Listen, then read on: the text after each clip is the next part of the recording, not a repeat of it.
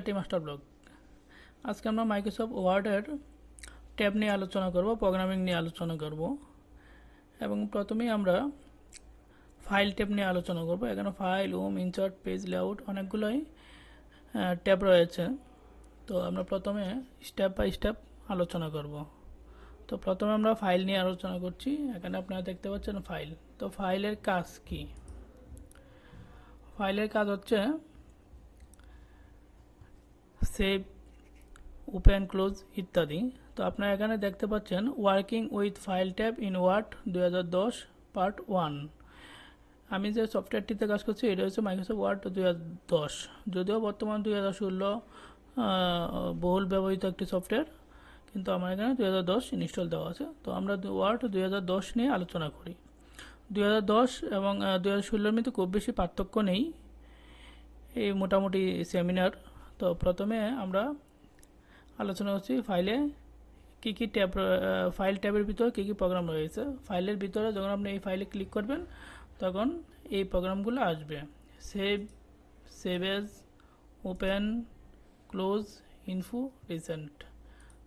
এই যে save, save age, open, close ইত্যাদি অপশনগুলো আসতেছে। তো প্রথমে আমরা আলোচনা করি ফাইলের ভিতরে ধরুন আপনি এই একটা ডাটা কাজ করলেন, কাজ করার পর আপনি এই ফাইলটাকে সেভ দিবেন। সেক্ষেত্রে আপনার ফাইলে গিয়ে ফাইলে ক্লিক করে সেভে ক্লিক দিতে হবে। তারপর একটি অপশন আসবে, একটি ডায়লগ বক্স আসবে। ওই ডায়লগ বক্সে থাকবে আপনি কোথায় সেভ করতে চান এবং কী নামে ফাইলটি সেভ করতে চান। তো আপনি ওইভাবে সেভ করবেন। তারপর হচ্ছে সেভ এজ কি, সেভ এবং সেভ এজের মধ্যে পার্থক্য কী, এগুলো নিয়ে পরবর্তীতে একটি ভিডিওতে আলোচনা করব। তো সেভ এজ হচ্ছে আপনি বর্তমানে যে সেভকৃত ফাইলটিতে কাজ করছেন ওই ফাইলটিকে যদি পুনরায় অন্য কোনো নামে আবার সেভ করতে চান, অথবা একই নামে যদি এই ফাইলটিকে আবার সেভ দিতে চান, সেই ক্ষেত্রে সেভ এজে ক্লিক করবেন। ধরুন যে এই ফাইলটি সেভ আছে, তো এই ফাইলটিকে আমি অন্য কোনো ড্রাইভে কিংবা এই ফাইলটিকে আমি পুনরায় আবার অন্য কোনো নামে সেভ দিব, সেক্ষেত্রে সেভ এজ। তারপর রয়েছে ওপেন। ওপেনের কাজ কি? ধরুন আপনি এখানে কাজ করছেন, সেক্ষেত্রে আপনি অন্য একটি ওয়ার্ড ফাইল ওপেন করতে চাচ্ছেন, সেক্ষেত্রে ওপেনে ক্লিক করবেন। তারপর রয়েছে ক্লোজ। এখন হচ্ছে আপনি এই ফাইলটিকে যদি ক্লোজ করতে চান, মানে ফাইলটিকে আপনি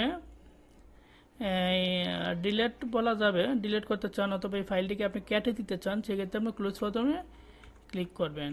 তারপর রয়েছে ইনফো। ইনফো হচ্ছে এই ফাইল সম্পর্কে, ফাইলটি কতটুকু এমবি নিয়ে কাজ করছে, ফাইলের ডিটেলস ইনফোতে ক্লিক করলে পাওয়া যাবে।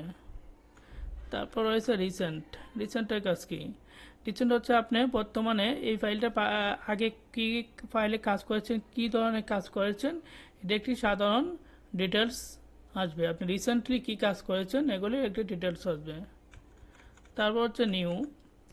আপনি হচ্ছে যে একটি ফাইলে কাজ করছেন, দেন আপনার মনে হলো যে আপনি অন্য আরেকটি ফাইল নিয়ে কাজ করবেন, নতুন একটি ফ্রেশ ফাইল নিয়ে কাজ করবেন, সেক্ষেত্রে আপনি নিউতে ক্লিক করবেন নতুন একটি ফ্রেশ ফাইলের জন্য। তো ওপেন এবং নিউর মধ্যে পার্থক্য রয়েছে। ওপেন হচ্ছে আপনি অন্য একটি সেভকৃত ফাইল কিংবা অন্য একটি ফাইলে কাজ করা আছে, ওইসব ফাইল ওপেন করতে পারবেন। আর নিউ হচ্ছে একটি নতুন ফাইল নিয়ে কাজ করবেন আবার। প্রিন্ট।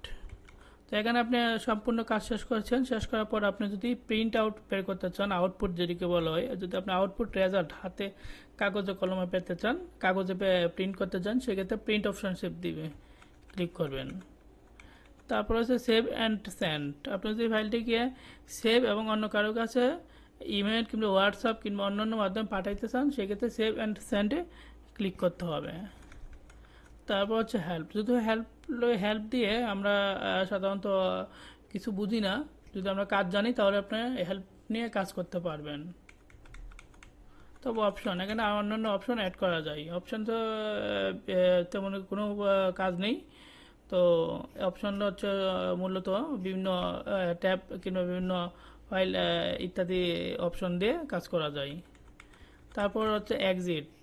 এখানে ক্লোজ এবং এক্সিটের মধ্যে একটি পার্থক্য রয়েছে। ক্লোজ করার পর এই ফাইলটিকে এক্সিট করা লাগে। আর যদি আপনি এখান থেকে এক্সিট দেন, তো এক্সিট হলে একেবারে আপনি বের হয়ে যাবেন ফাইল থেকে।